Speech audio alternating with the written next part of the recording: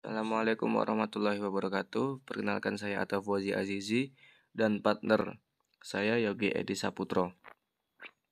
Di sini kami akan menjelaskan sebuah materi dalam mata kuliah apresiasi sastra, yakni apresiasi prosa anak dengan pendekatan sosiopsikologis. Tanpa basa-basi dan berlama-lama lagi, langsung saja kita menuju ke materinya. Kita awali materi kali ini dengan prosa. Prosa adalah suatu jenis tulisan yang dibedakan dengan puisi, karena variasi ritme yang dipakainya lebih besar dan juga bahasanya harus sesuai dengan arti leksikalnya. Selain itu, prosa juga merupakan karangan bebas yang tidak terikat dengan kebanyakan baris, banyaknya suku kata dalam setiap baris, dan juga terikat oleh irama dan ritme seperti pada puisi. Prosa sendiri terbagi atas dua, yakni prosa lama dan juga prosa baru.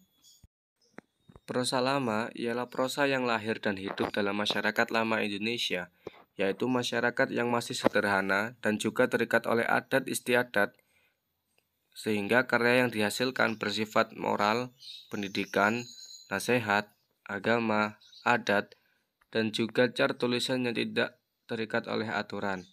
Sedangkan prosa baru ialah prosa yang mengalami perubahan dan juga diciptakan pada masa sekarang. Umumnya, prosa baru diketahui secara pasti nama pengarangnya. Selanjutnya yakni ciri umum yang terdapat pada prosa. Yang pertama, bentuk bebas, yaitu prosa memiliki bentuk yang tidak terikat dengan bait, rima, dan juga baris. Kedua, bahasa. Dalam prosa, bahasa sangat dipengaruhi oleh bahasa lain, baik Melayu maupun bahasa Barat. Yang ketiga, tema. Prosa juga memiliki tema sebagai dasar masalah yang akan dibahas. Yang keempat, perkembangan. Perkembangan prosa sangat dipengaruhi oleh perkembangan masyarakat dengan kondisi statis maupun dinamis. Yang kelima, pengarang. Yang keenam, cara penyajian. Prosa dapat disajikan baik dalam bentuk lisan maupun tertulis. Yang ketujuh, pesan atau amanat. Prosa memiliki pesan moral yang akan disampaikan kepada pembaca atau pendengar. Yang kedelapan, urutan peristiwa atau kejadian. Prosa juga memiliki alur jalan cerita dalam menggambarkan suatu kejadian, baik itu alur maju, mundur, maupun campuran. 9. Tokoh cerita, yaitu dalam prosa menggunakan tokoh baik itu tumbuhan, hewan, maupun manusia yang diceritakannya.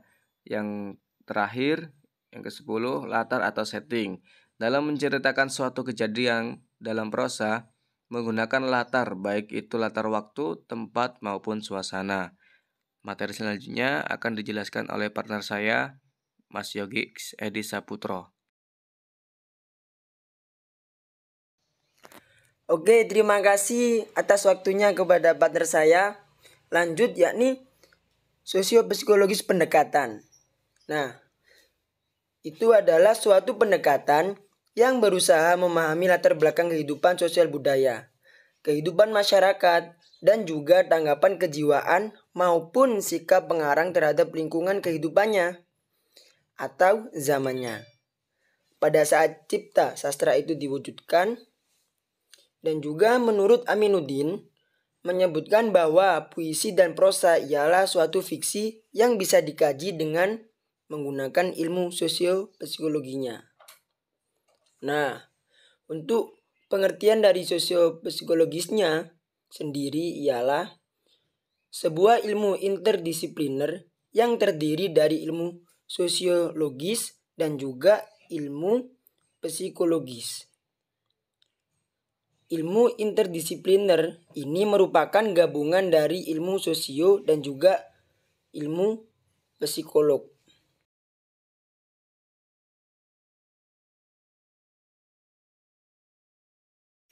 Oke, next, yakni ciri-ciri yang ada pada pendekatan sosiopsikologis.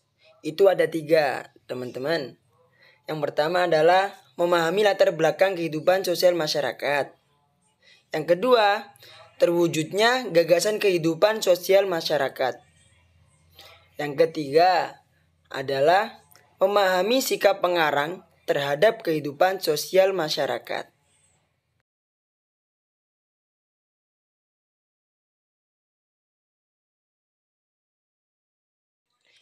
Next, yakni penerapan apresiasi pendekatan sosiopsikologis pada puisi anak.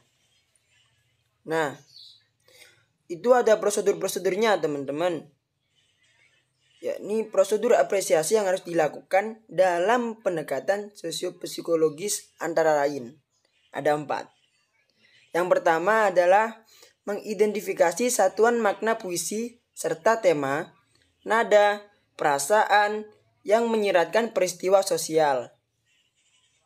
Kedua, mengidentifikasi peristiwa sosial di luar puisi yang diduga berkaitan.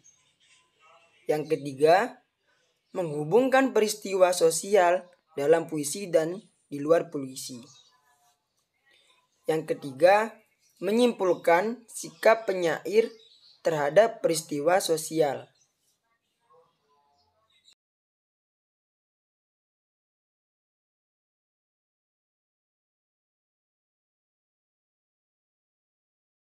Baik, kurang lebih seperti itu pemaparan materi yang kami sampaikan.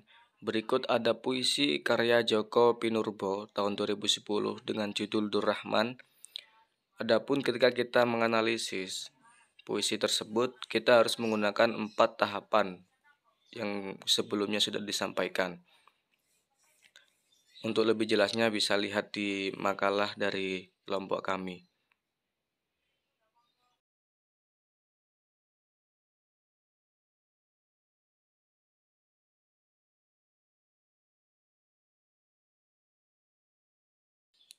Sekian presentasi dari kelompok kami.